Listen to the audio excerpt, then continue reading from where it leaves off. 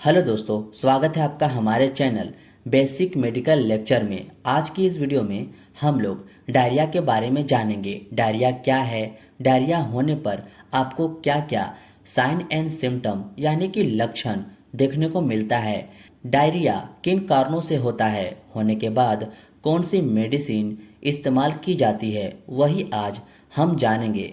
देखो दोस्तों, मैं अपने चैनल पर बहुत छोटी नोट्स के माध्यम से वीडियो बनाकर आपको बताता हूँ ताकि आप मोटा मोटी किसी भी डिजीज़ के बारे में समझ पाए, जान पाए कि कौन सी डिजीज़ में क्या क्या सिम्टम होते हैं और किन कारणों के कारण बीमारी हुई है। वो सारी चीज़ें मैं काफ़ी छोटे में बताने का कोशिश करता हूँ ताकि आपको आइडिया रहे कि किस बीमारी में क्या ट्रीटमेंट लेनी है। मैं डीपली किसी भी बीमारी को एक्सप्लेन नहीं करता। मेरा मकसद होता है बस आपको मोटा मोटी समझाना ताकि आपको आसानी से चीज़ें याद रहे। तो चलिए जानते हैं डायरिया के बारे में। तो पहले बात करते हैं कि डायरिया होता क्या है। What is diarrhoea?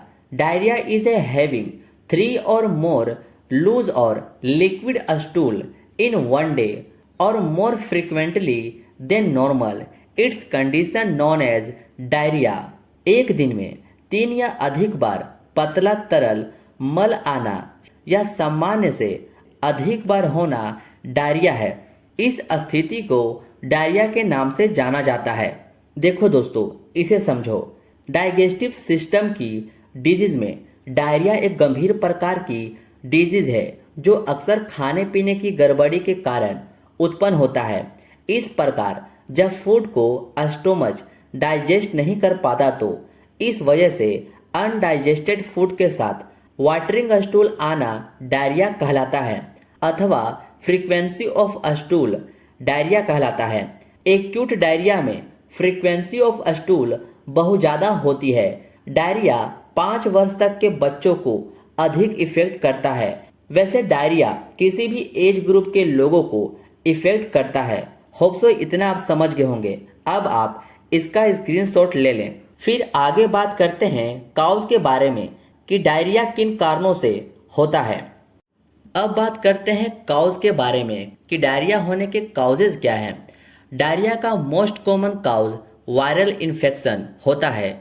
इसके अलावा अदर काउज इस प्रकार है: बैक्टीरियल इन्फेक्शन, जीवाणु संक्रमण, एंटीबायोटिक ड्रग्स का साइड इफेक्ट, कंटामिनेटेड वाटर तथा फूड का यूज करने से, ओवर ईटिंग, पाचन शक्ति से अधिक खाने के कारण, डाइजेस्टिव प्रॉब्लम, इंटेस्टाइन की एब्जॉर्प्शन कैपेसिटी में कमी, डाइजेस्टिव सिस्टम के रिलेटेड कोई डिजीज जो कि पेट, स्मॉल इंटेस्टाइन तथा क्लोन को इफेक्ट करती है, लीवर डिजीज, यकृत विकार, कब्ज निवारक औषधियों के सेवन के कारण। ये सब कारणों से दोस्तों डायरिया होता है। अब इसका भी आप स्क्रीनशॉट ले लें। अब बात करते हैं साइन एंड सिम्टम के बारे में कि डायरिया होने पर क्या क्या सिम्टम देखने को मिलता है। तो पेशेंट को लूज मोशन होता है, हैवीनेस इन एब्डोमेन, पेट में भारीपन होता है, पेन एब्डोमेन एंड क्रैम्प्स, पेट दर्द व मरोड़ जैसी समस्या देखने को मिलती है, नोजिया एंड वोमिटिंग, जी घबराना व उल्टी आना, डिहाइड्रेशन, एक्यूट डायरिया में पानी की कमी हो जाती है, फैटिग एंड अनकॉन्शियसनेस, थकान और बेहोशी भी हो सकती है, वेट लॉस, वजन घटना, इंक्रीजेड थ्रस्ट, अधिक प्यास लगती है, वीकनेस, काफ़ी कमजोरी आ जाती है, पेशेंट का ब्लड प्रेशर गिरा हुआ रहता है, डिक्रीजेड यूरिनेशन, पेशाब की मात्रा कम हो जाती है। ये सब सिम्टम डायरिया के पेशेंट में देखने को मिलता है। अब आप इसका भी स्क्रीनशॉट ले लें। अब जानते हैं दोस्तों कि डायरिया के पेशेंट को आप क्या निर्देश दे सकते हैं। आमतौर पर डायरिया एक क्यूरेटिव डिजीज है। समय पर डायग्नोज तथा ट्रीटमेंट हो जाए तो पेशेंट जल्दी ठीक हो जाता है, अन्यथा पेशेंट की कंडीशन सीवियर हो सकती है। टाइम रहते ट्रीटमेंट किया जाना चाहिए। सबसे पहले डायरिया के काउज को दूर करने का प्रयास करना चाहिए। एक्यूट डायरिया में साबूदाना दिया जा सकता है तथा फ्रूट जूस दिए जाने चाहिए। और हाँ दोस्तों, ये आप नोट कर लेना कि डायरिया में भूलकर भी दूध नहीं देना चाहिए। ये बात आप हमेशा याद रखना। क्रोनिक डायरिया में पुराने चावल का भात के साथ मूंग की दाल मिलाकर देना चाहिए। ये कुछ निर्देश है दोस्तों जो आपको डायरिया के पेशेंट को देना चाहिए। होप सो इतना आप समझ गए होंगे। इसका भी आप स्क्रीनशॉट ले लें। फिर बात करते हैं ट्रीटमेंट के बारे में। अब जानते हैं ट्रीटमेंट के बारे में कि डायरिया के पेशेंट में कौन सी मेडिसिन यूज होती है। डायरिया को रोकने हेतु टैबलेट लोमोफेन प्लस, जिसका कॉम्पोजिशन लोपेरामाइड हाइड्रोक्लोराइड 2 mg होता है। अब इसका इस्तेमाल देख लेते हैं। सुबह दोपहर शाम 2 गोली देनी चाहिए। इसके अलावा ORS पिलाते रहना चाहिए और साथ में टैबलेट नोरटीजेड देना होता है, जिसका कॉम्पोजिशन नोरफ्लोक्सासिन, ट्रिलिडाजोल एंड लैक्टिक एसिड बेसिलिस होता है। इसको सुबह शाम खाने के बाद दी जानी चाहिए। उल्टी को रोकने के लिए टैबलेट पेरिसेड MD देना चाहिए। इसका कॉम्पोजिशन ओंडासेट्रोन 4 mg होता है। उल्टी होने पर भूखे पेट सुबह शाम देना होता है। एंटासिड के तौर पर, यानी कि हमारे पेट में बन रहे एसिड को रोकने के लिए कैप्सूल एसेराडी देना चाहिए। इसका कॉम्पोजिशन रेबोप्राजोल एंड डोमपेरिडेन होता है। अब जानते हैं इसका इस्तेमाल। भूखे पेट सुबह शाम दी जानी चाहिए। पानी के ज़्यादा एब्जॉर्ब हेतु टैबलेट जेडॉट देना चाहिए, जिसका कॉम्पोजिशन रेस्काडोट्रिल 100 mg होता है। इसका इस्तेमाल देख लेते हैं। सुबह शाम दोपहर दी जानी चाहिए।